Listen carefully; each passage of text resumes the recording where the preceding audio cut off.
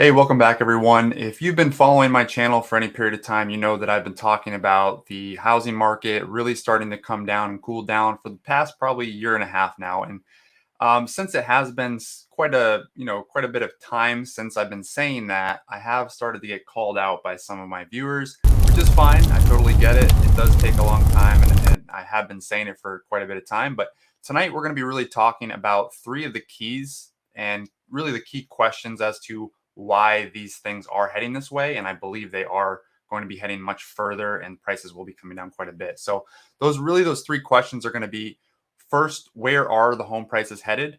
Second, where is the stock market headed? Because that is going to have an effect on consumers' finances in the long term.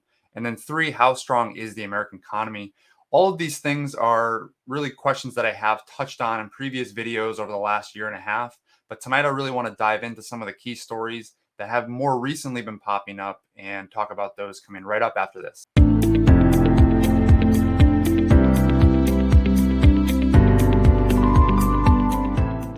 All right, so tonight we're going to be looking at a bunch of different stories. This is going to be covering more stories than I normally do, but we're going to be going through them fairly quickly, and I'm not going to be covering the stats in this video, so we should be able to get through all of them pretty quickly. But first, I just want to talk about really the first question, which is where are home prices headed? So we're going to look at the actual housing market and some of the stories that are coming out and why I believe these are heading lower.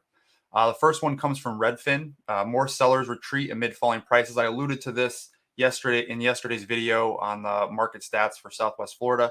Why are sellers really starting to retreat away from the market? As we've been seeing over the last couple of weeks, inventory has been heading lower, and it actually hasn't been increasing as much as it has over the last 2 months. So why is that? Well, a couple of viewers actually did hit on this in the comment section. So kudos to you guys. But first of all, the main thing with housing and really like anything financially, it comes down to psychology. So when you're starting to hear mainstream media pick up these stories that housing is starting to cool down, prices are coming down, more sellers are lowering their prices, it starts to play psychological factor on, oh, maybe I missed it. Maybe I missed the top. So now that that is starting to happen, they're really starting to price that in and really take a look at that and take that into account when they are deciding whether or not they're going to sell their house. So we've been, here they've begun to see prices come down.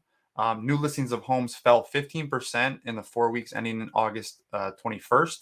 So that's over the previous 4 weeks that we're talking about, which is the biggest annual decline since the start of everything that's been going on over the last 2 years. So the median asking price of newly listed homes dropped 5% from those record highs set in May, and the sales prices dropped from 6% from the record high set in June. One of the big things is that they're getting nervous that they're not going to get a good offer, which is also another psychological factor. They're hearing all these stories. They're hearing that they're not getting the asking price. And when you've gotten so used to that over the last 2 years that, hey, we're going to get the best price, we're going to have multiple offers, we're going to have people competing and getting over asking price. And now you're starting to hear the other side, which is that, well, the houses are staying on the market longer. People are reducing their prices $10,000, $15,000 less. Some homes aren't even selling. That starts to play a psychological factor on that seller as well. So those are a lot of the really the main reasons right now. They're also hearing about the buyer's demand. People aren't really out to buy houses right now because of the interest rates too. So that plays a factor as well. Right now, I want to scoot over to a video with Ivy Zellman. If you remember some of my earlier videos in the year, I talked about Ivy Zellman and some of her predictions as far as what she saw going on.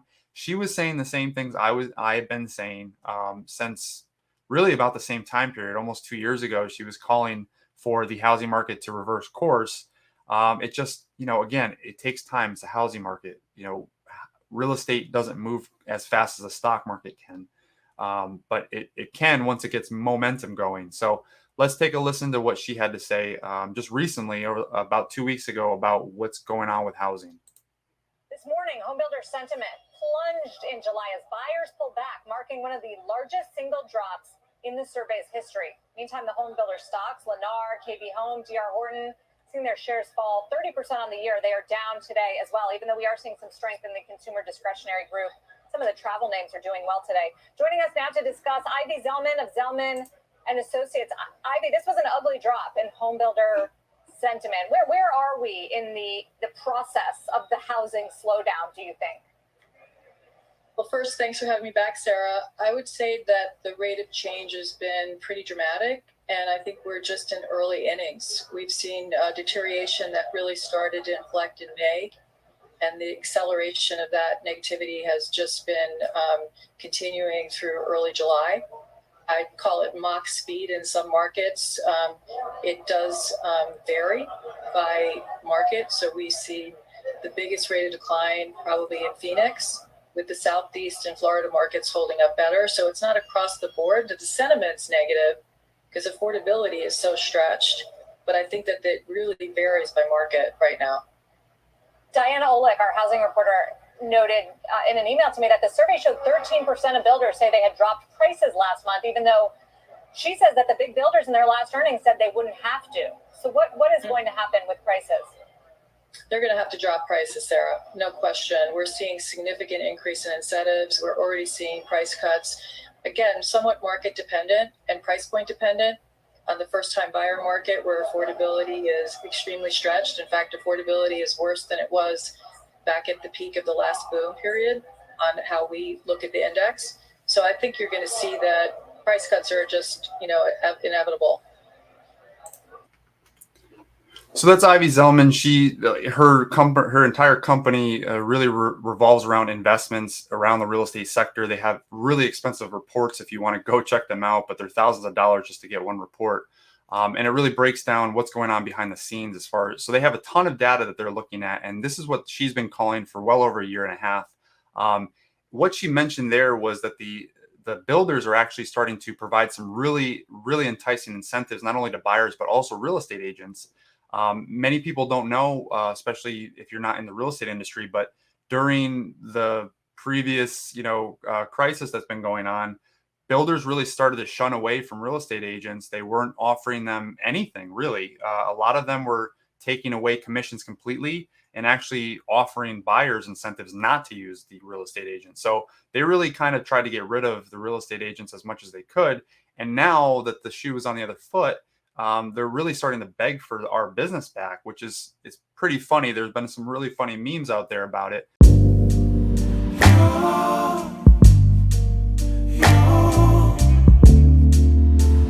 But one of the things that we heard, I went to a pitch not too long ago from a pretty big builder, and their pitch was, people were asking, are you going to be discounting the prices if things continue the way they are? And they said, no, we're not going to discount prices because, we don't want our previous clients who've already purchased from us to feel like they should have waited and they could have gotten a better price or a better deal if they did wait. Now, that could have been the truth if the interest rates weren't going to be going up, right? So if the interest rates go up and they could have gotten the house at a better price, later on, but the interest rates went up, they're really not getting a better deal. However, in addition to what they are doing for cutting the prices now, they're also offering incentives to buy down your interest rates to a certain amount.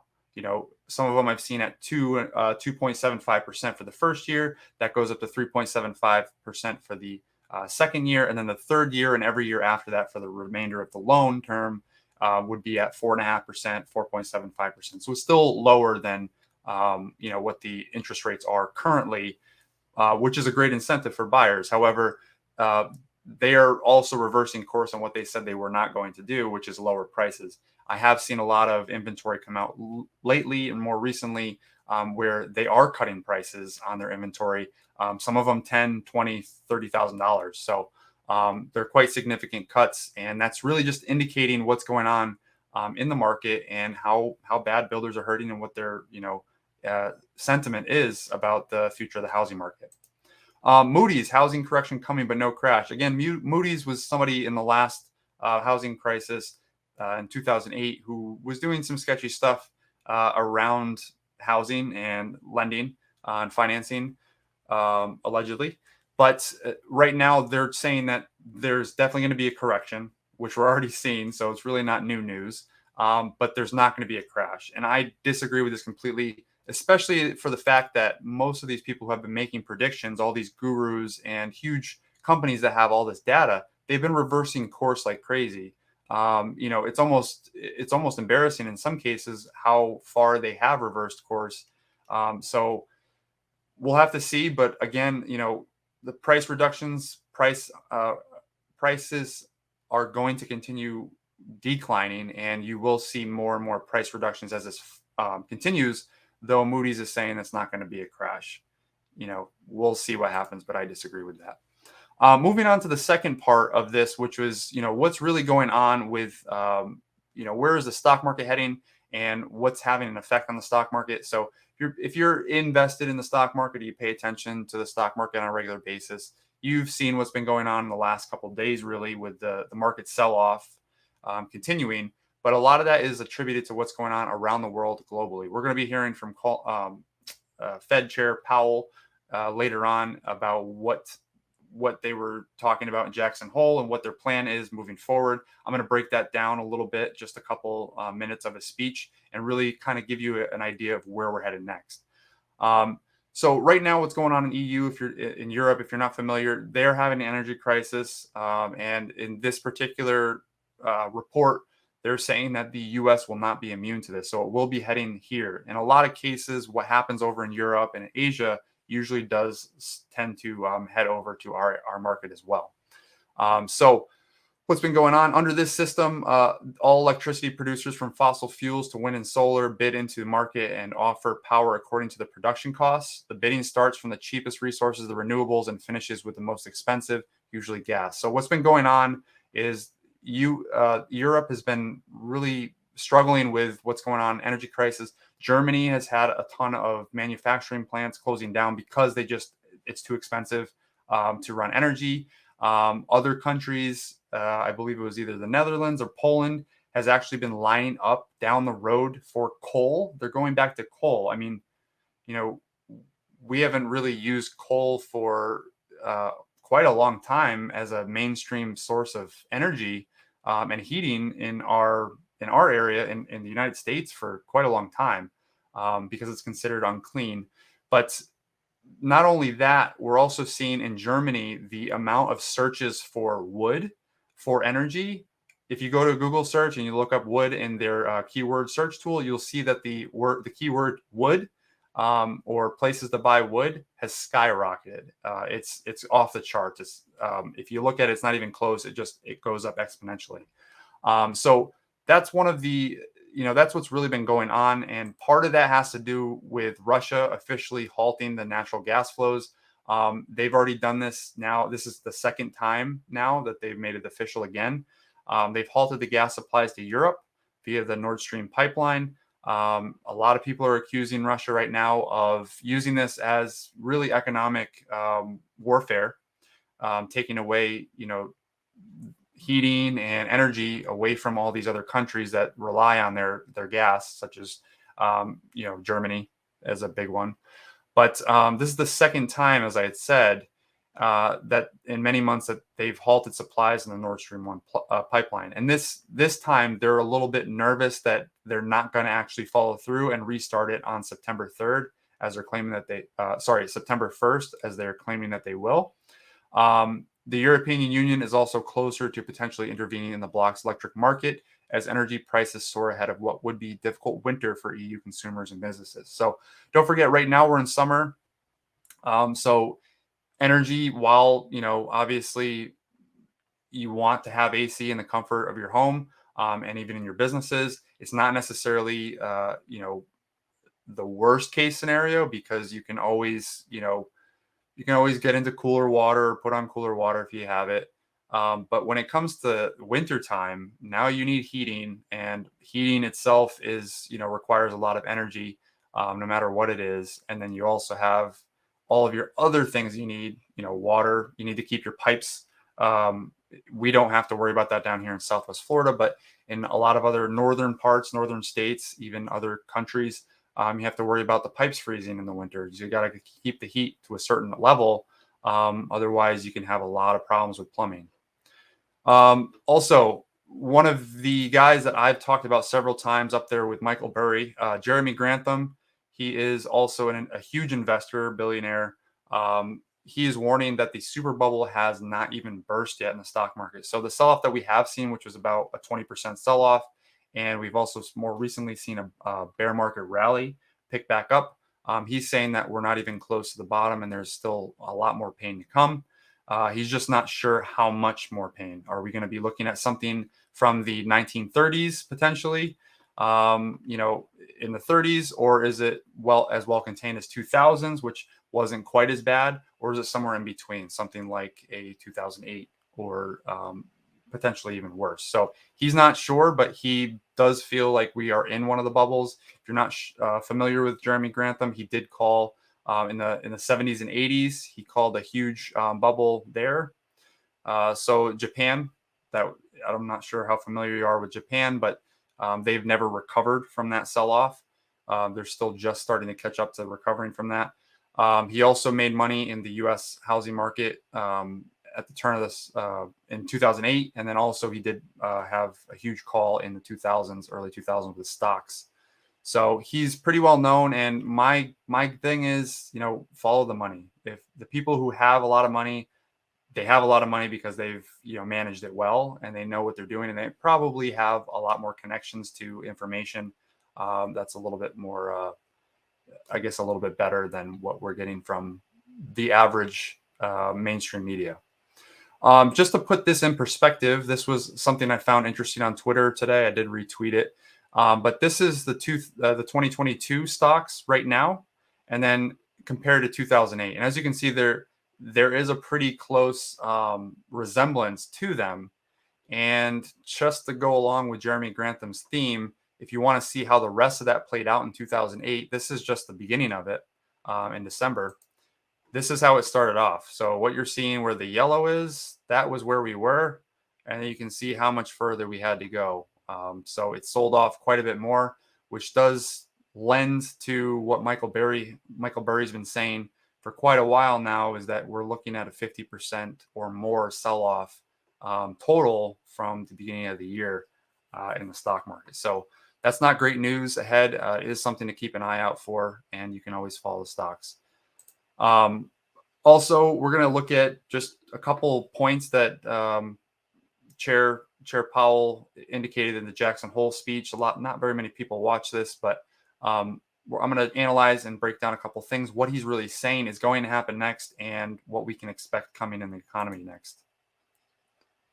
It is true that the current high inflation is a global phenomenon, and that many economies around the world face inflation as high or higher than seen here in the United States. It's also true, in my view, that the current high inflation in the United States is the product of strong demand and constrained supply, and that the Fed's tools work principally on aggregate demand. None of this diminishes the Federal Reserve's responsibility to carry out our assigned task of achieving price stability. There is clearly a job to do in moderating demand to better align with supply. We are committed to doing that job.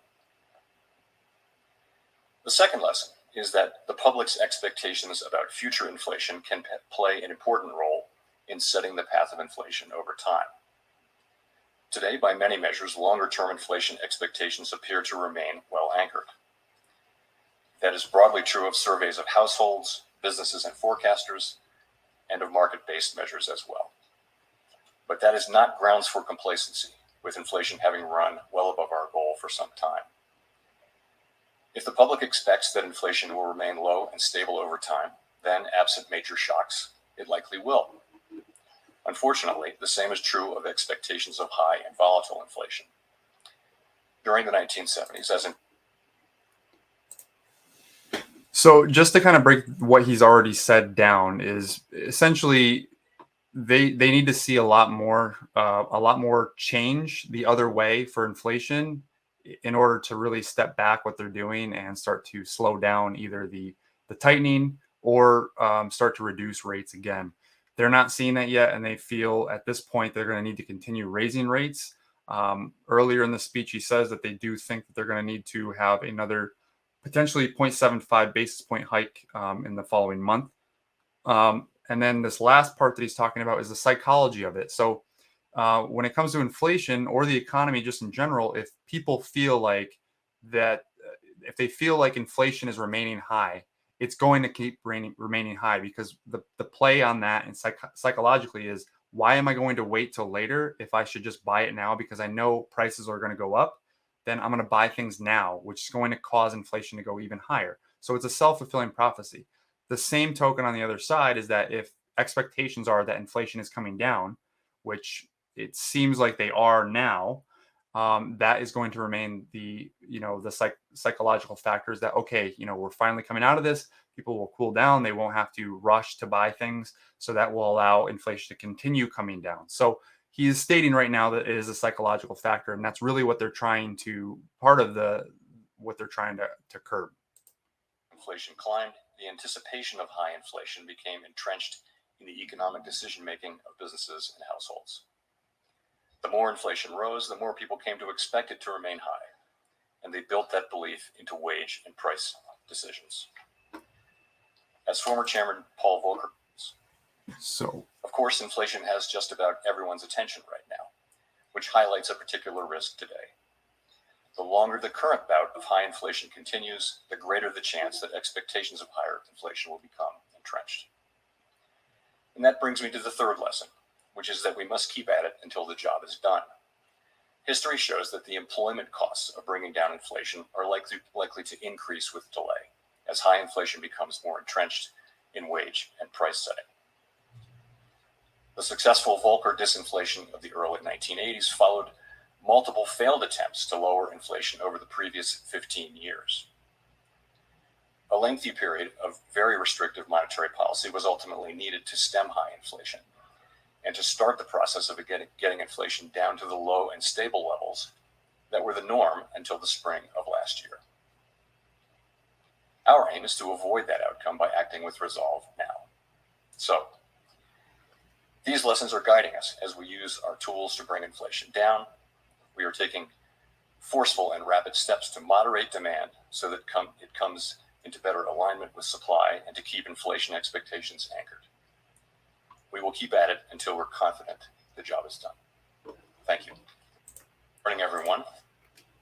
So just to kind of just really wrap that up, what he's saying is at the end, they're learning from history. They've learned from previous instances, especially the 1970s and 80s with Paul Volcker, what it really took to get inflation down. And they are afraid if they stop too early, they will not actually bring inflation down. It'll just continue to get worse, and they will have to take even drastic measures in the future. So they're going to act hard and fast now.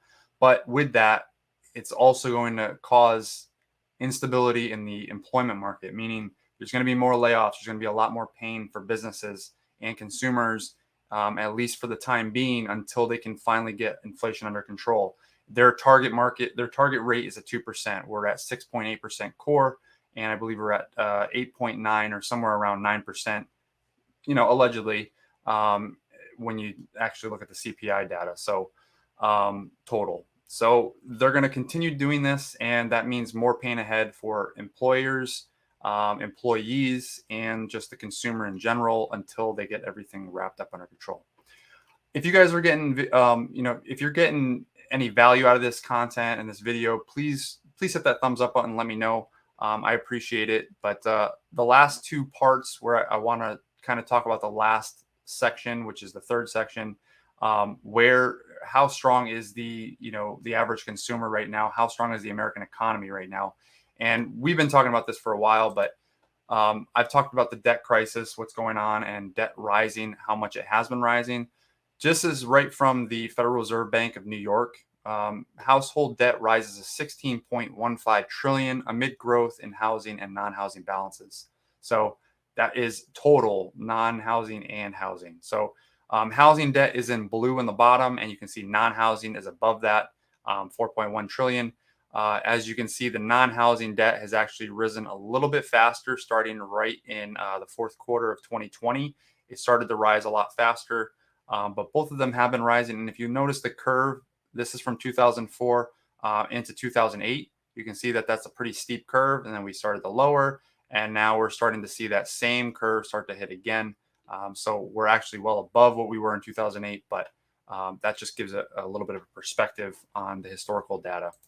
Another article that I mentioned in a previous video but never really dove into is there's a tsunami of shutoffs right now, potentially coming in the United States. 20 million homes are behind on energy bills.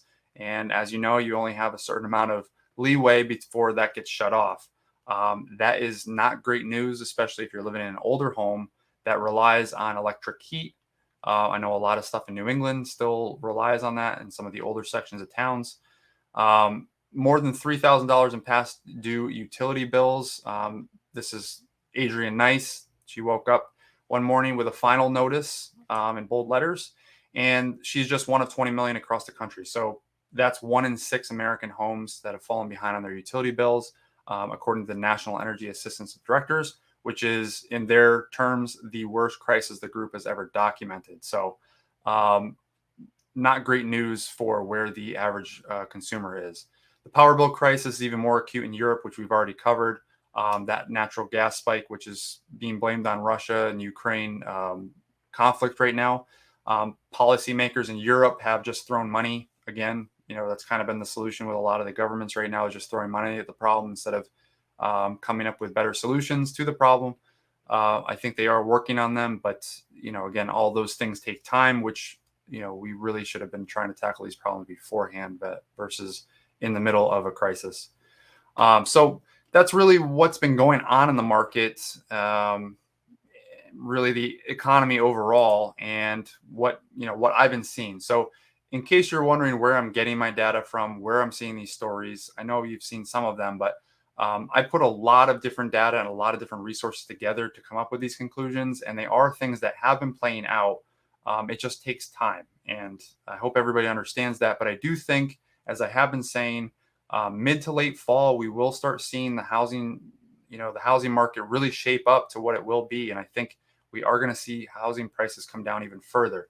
Whether or not interest rates will come down further is going to be a completely separate topic, but housing prices will come down further. So, and also, if you are thinking about buying in the next 3 to 6 months, it takes time. The buying process takes time, especially if you're looking for something specific in the area. So if you are thinking about buying or selling in the next 3 to 6 months, reach out to me, give me a call, ask me, pick my brain, kind of see if we can come up with something and get you ready for what's going to be happening in the coming months.